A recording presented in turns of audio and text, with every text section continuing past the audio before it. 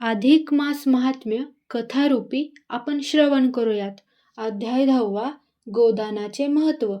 भगवान विष्णू लक्ष्मीला म्हणाले, प्रिये, अध्यायात पुरुषोत्तमाची पूजा आणि अधिक मासातील काही व्रते, दाने यांची थोडक्यात माहिती तुला दिली.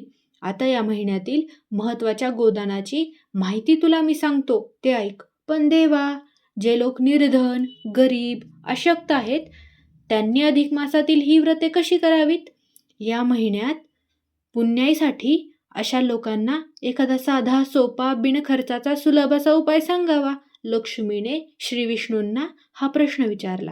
तेव्हा विष्णू म्हणाले, अशा लोकांनी या महिन्यात फक्त देवदर्शन, उपोषण किंवा एकभुक्त राहणे एवढे तरी व्रत करावे.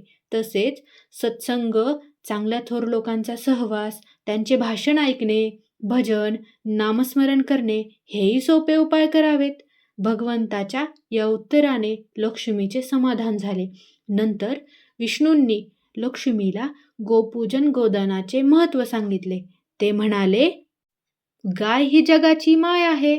ती पवित्र आहे. तिच्या शरीरात 33 कोटी देवांचे स्थान आहे. तिच्या अंगी 14 भुवने आहेत. ती सर्व देवात श्रेष्ठ आहे. गोमातेच्या दर्शनाने तसेच तिच्या पवित्र स्पर्शानेही आपली सर्व पापे नाहीशी होतात. गाईचे शेण, मूत्र आणि दूध हे पदार्थ रोगपरिहारक, जंतुनाशक आणि आरोग्यवर्धक असतात. गाईचे दूध, दही, तूप हे सर्व देवांना प्रिय आहेत. गाईला प्रदक्षिणा घातल्याने पृथ्वी प्रदक्षिणेचे पुण्य लाभते. गाईची दररोज पूजा करणे, प्रदक्षिणा घालणे, तिला चारा पाणी देणे, धान्य खाऊ घालणे, गोग्रास देणे, तिचे दर्शन घेणे या साध्या, सोप्या, सहज उपायांनी सर्वांना पुण्याचा लाभ होतो. आरोग्य, शांती, सुख, समाधान, प्रगती लाभते. अधिक मासात पुरुषोत्तमाप्रीत्यर्थ गोपालन करणाऱ्या एखाद्या सतशील इसमाला शक्यतर गोदान केल्याने फारच पुण्य लाभते.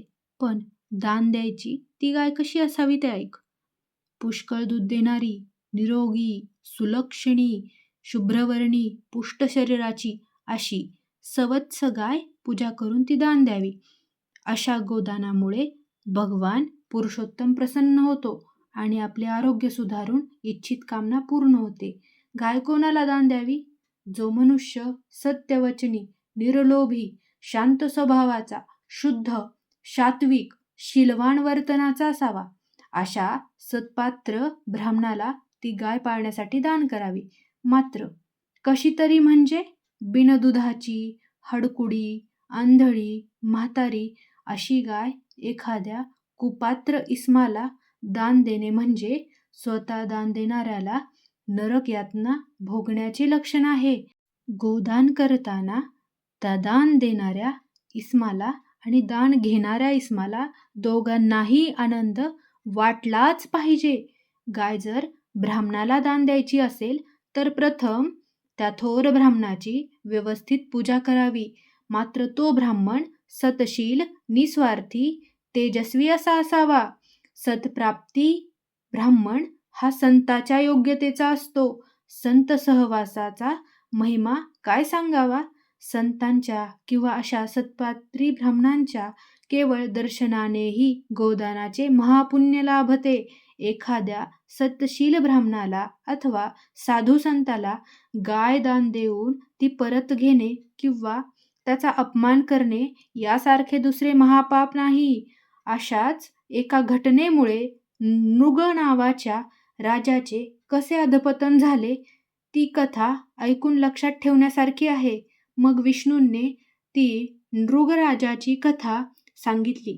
ती कथा पुढील 11व्या अध्यायात दिली आहे. श्री कृष्णार्पणमस्तु.